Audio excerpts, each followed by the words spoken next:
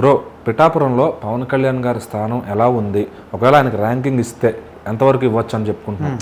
అయితే ఇప్పటి వరకు ఎప్పుడైతే కూటమి ప్రభుత్వం ఆంధ్రప్రదేశ్లో అధికారంలోకి వచ్చిందో సో అప్పటి నుంచి ప్రజలు మాట్లాడుకుంటున్న తీరు కావచ్చు, ఎవరి గురించి ఎక్కువగా మాట్లాడుతున్నారు, ఎవరి గురించి తెలుసుకోవడానికి ప్రయత్నిస్తున్నారు. సో సోషల్ మీడియాలో కావచ్చు, గూగుల్లో కావచ్చు, ఎక్కడ చూసినా కూడా ముఖ్యంగా ముందుగా వినిపించే పేరు పవన్ కళ్యాణ్ పేరు ఒకటి మాత్రమే. అయితే ఈ సోషల్ మీడియా పరంగానే ఫేమస్ అయ్యారా, లేకపోతే ఇక్కడ ఆంధ్రప్రదేశ్లో కూడా ఆయన స్థానం అదే విధంగా ఉందా, నెంబర్ 1 స్థానంలో ఉందా అంటే ఖచ్చితంగా కాదు అని అనుకోవచ్చు. రీసెంట్గా కొన్ని ప్రైవేట్ సంస్థలు ఆంధ్రాలో ముఖ్యంగా పిఠాపురం నియోజకవర్గంలో ఎక్కువగా సర్వేలు అయితే నిర్వహించారంట. సో ఈ సర్వే రిజల్ట్స్ వచ్చిన తర్వాత ఎవరు కూడా నమ్మలేని షాకింగ్ నిజాలు అన్నమాట.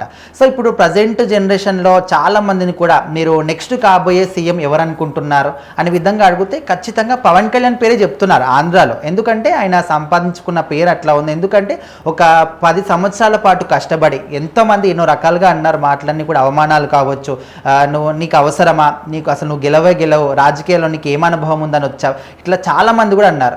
అండ్ మీడియా ముఖంగానే కూడా అసెంబ్లీ గేట్ తాకే అర్హత కూడా నీకు లేదని చాలా మంది విమర్శించారు. సో వాటన్నిటిని కూడా తట్టుకొని ఏమాత్రం కూడా వెనకడుగు వేయకుండా ఇంకా రీసెంట్గా గెలిచి డిప్యూటీ సీఎంగా ఉన్నారు. సో ఇది అందరికీ తెలిసిందే.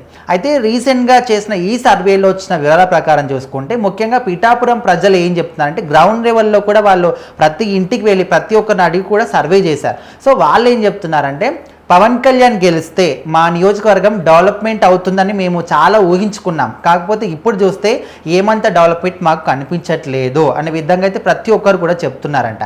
అండ్ ఇక్కడ పార్టీల ప్రకారం చూసుకుంటే అండ్ మనకు వర్మ సపోర్ట్ చేస్తేనే ఖచ్చితంగా పవన్ కళ్యాణ్ గెలిచాడు, ఇది అందరికీ తెలిసిన సత్యమే. కాకపోతే రీసెంట్గా చాలామంది కూడా ఇంకా వర్మకు అక్కడ చోటు ఉండదు, ఆయన పేరే మాసిపోతుంది, పవన్ కళ్యాణ్ అడ్డాగా మారిపోయింది అంటున్నారు. అయితే ఈ సర్వేలో ఏం తెలిందంటే అక్కడ జనసేన పార్టీ కన్నా టీడీపీ పార్టీకి ఇంకా బలం అదే విధంగా ఉంది. టీడీపీ పార్టీకి సపోర్ట్ చేసే వాళ్ళే చాలా మంది ఉన్నారు. పవన్ కళ్యాణ్ అంటే జనసేన పార్టీతో పోల్చుకుంటే అసలు జనసేన పార్టీ ఒక 2% అనుకోవచ్చు. సో ఈ లెవెల్లో సర్వే వివరాలు అయితే వచ్చాయంట. సో మొత్తంగా చూసుకుంటే ఇంకా ఈ వివరాల చాలా మంది మాట్లాడే మాటలకి ఇక్కడ కనిపిస్తున్న రిజల్ట్స్కి చూసుకుంటే నెక్స్ట్ కాబోయే సీఎం పవన్ కళ్యాణ్ అంటే ఖచ్చితంగా కాదనుకోవచ్చు. మరి మొత్తంగా పవన్ కళ్యాణ్ స్థానం ఏ విధంగా ఉందంటే కూడా ఖచ్చితంగా ఇప్పుడు అక్కడ చంద్రబాబు నాయుడు గారికి టీడీపీ పార్టీకి ఉన్నటువంటి బలం మాత్రం ఖచ్చితంగా జనసేన పార్టీకి లేదు.